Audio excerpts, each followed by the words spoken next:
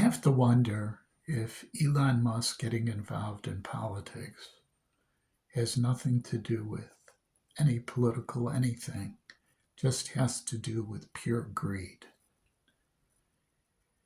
He's already the richest man in the world. He could give billions of dollars away and still be a billionaire if he gave everyone in the United States $1 billion. But yet he wants more and more,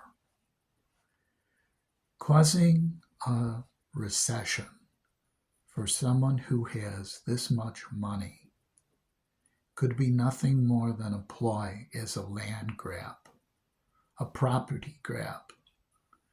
During the last recession that happened not even 10 years ago, 15 years ago,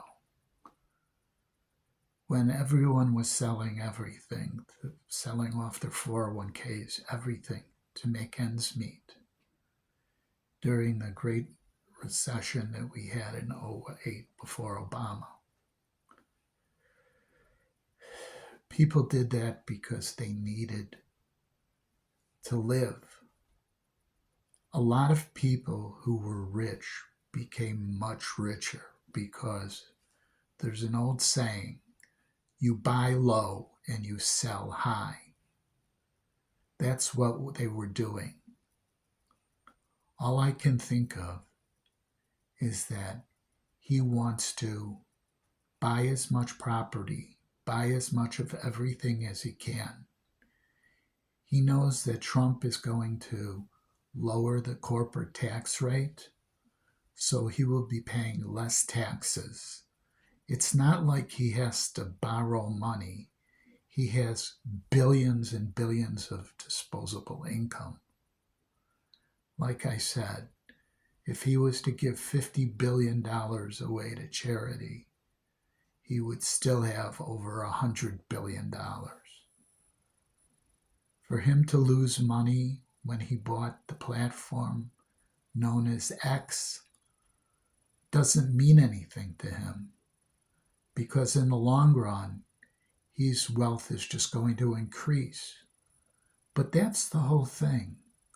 When is enough enough? How much money is enough? If he was to buy an airplane every day of the year, he would not exhaust his money. If he was to buy yachts, one right after another, he would not exhaust his money. He's not a child, he's an adult. He has tons of money to give away to his children, their children, their children's children. How much is enough? He could wipe out poverty, but yet he wants to make more money. All of the advice that he's going to feed the buffoon that's going to be entering the White House on the 20th of January is just going to tank the economy. And watch, he's going to start buying everything. He's going to buy it when it's at rock bottom and keep some of it, but sell some of it. His wealth is going to increase hand over fist.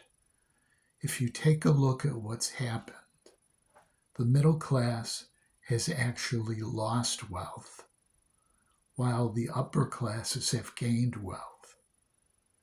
Billionaires have become trillionaires.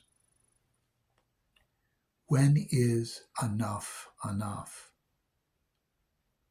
Why should there be poverty if there's that much money? Now, I may sound like someone who's upset, and I am. If you look in history, when was America the most prosperous? When the tax rate on the upper 10% was the highest. Don't believe me. Look in the history books. Look it up. If you don't want to look in the history books, go on the internet. Punch it in. Ask the proper question. When was America thriving the most? It'll give you some figures. What years? Then punch in what was the tax rate on the highest 10% of the population. You'll be surprised. You may think it was 50%. You'll find out that it was higher than that. That means that it was profitable for them to invest in America because they got tax credits. If you were paying a 60% tax rate and you modernized your business and you used your profits to do it and you invested $1 million, let's say, that would mean that instead of having to pay 60% in taxes, you would only have to pay 40% in taxes. You would be saving yourself 20%. So it paid to build factories better, to pay workers a little more, to do things like that, because all of that comes out in the end. All of that makes you money. This greed, the only way they can make money is by cheating the workers, paying less in taxes. But here's the thing. When they pay less in taxes, that means that the workers have to pay more in taxes. It's ridiculous.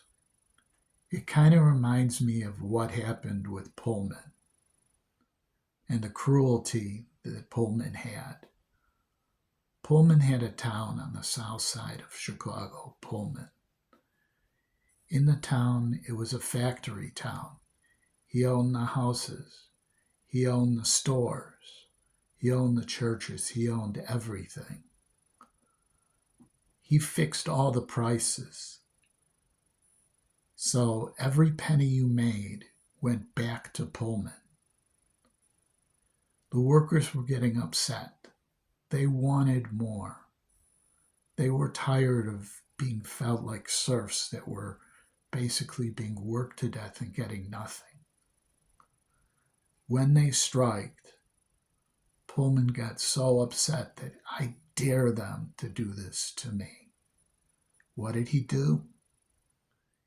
He went and closed the town, moved manufacturing. The workers had no jobs, were starving. He basically turned it into a ghost town. Trump's probably pissed at the United States because all of his crimes have been exposed. Maybe that's what he wants to do to the United States. Damn the United States. After all, he's above the law. Doesn't matter. Nothing but a vendetta. Talking about prosecuting people who went after him. For what? Because they didn't like his policies? No, because they were cruel. Well, all of you people that voted him in, I know I voted against him. I voted for Kamala. All of you people just screwed yourselves and me. So don't cry to me when the price of eggs go up to $10 a dozen. Don't complain when an apple costs over $1.